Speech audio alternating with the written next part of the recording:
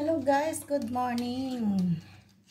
Ayan guys, gumagawa ako ng bechamel sauce. Niluluto ko para ilalagay ko sa ginawa kong bechamel food.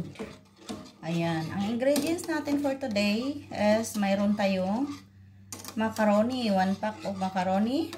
Hindi ko nakalimutan ako kasi kanina guys. 1 pack macaroni and 1 pack chicken breast.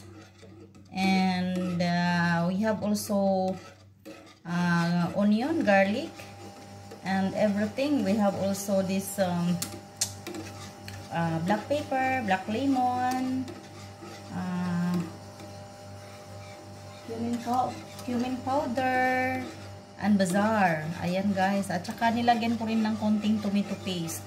Ayan, ngayon guys, maggagawa ako ng hihintayin ko lang itong mag-sticky yung ginagawa kong bechamel sauce. Ayan, ito siya ang ginagawa ko. Para ilagay natin sa top dyan. Ayan, nakikita nyo yan. Ayan, ang ilalim yan is macaroni. Ayan ang chicken nga hinihimay-himay ko kasi nilaga ko lang siya. Tapos nilagaan, yun ang pinagluto ko ng macaroni.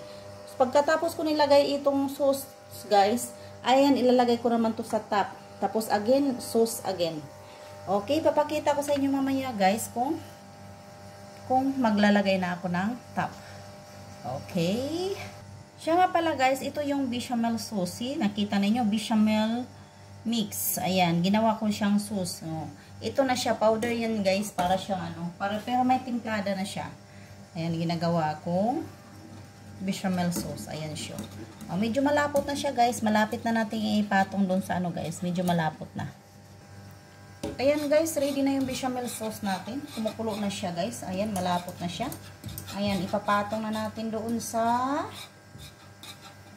my chicken. Ayan guys. Ayan, ipapatong na natin dito. Ayan. Ayan siya guys. Ayan, nakikita ba? Ipataas natin konti para makikita yung pagpatungan natin. Ayan. Ayan siya guys. Ito na, ilalagay na natin dito yung sauce. Ano to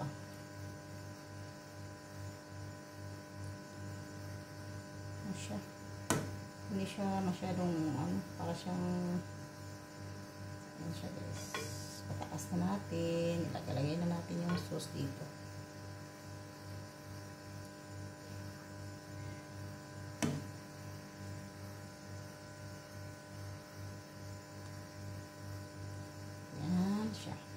Tapos ilalagay na naman natin yung natitirang macaroni guys. Ayan.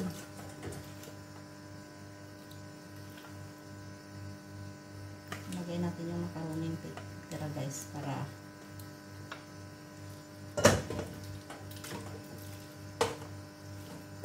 lalaki na ang hiwa ng macaroni guys. Ayan. Ang lalaki ng hiwa ng macaroni.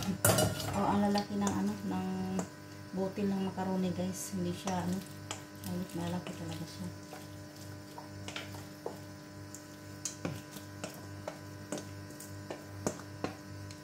Ayos na. Parang umaapaw yata ito tama ka pala.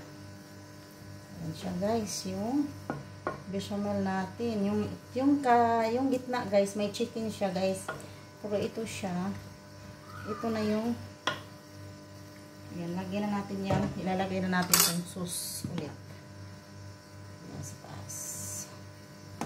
Hindi siya masyadong malapot. Nagsunod naman ako sa 800 ml na milk. So, ngayon hindi siya malapot na.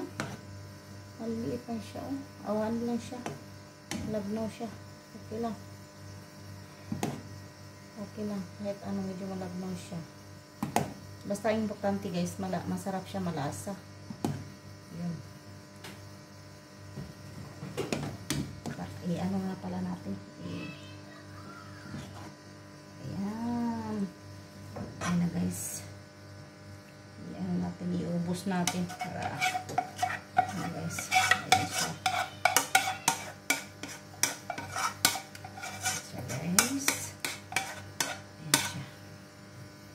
Tapos mag-tap na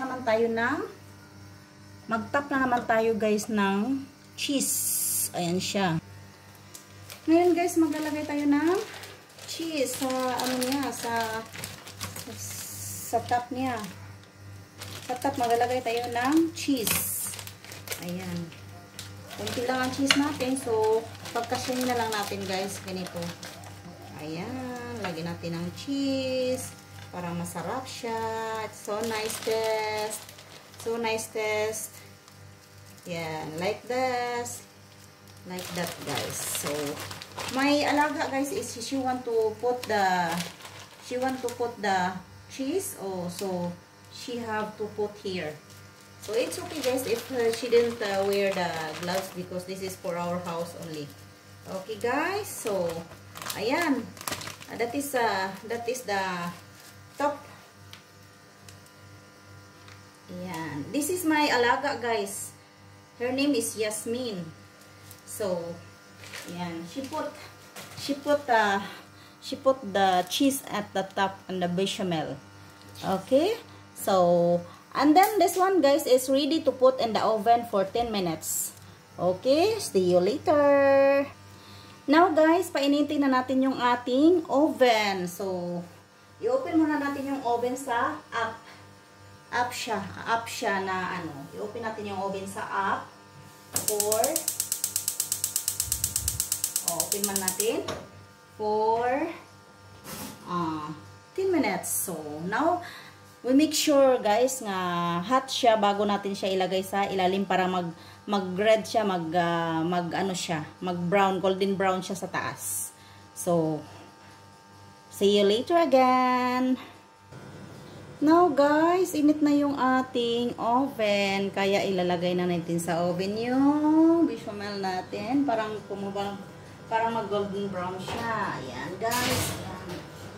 Ilalagay ko dito para siya mag-golden brown. Siya, guys.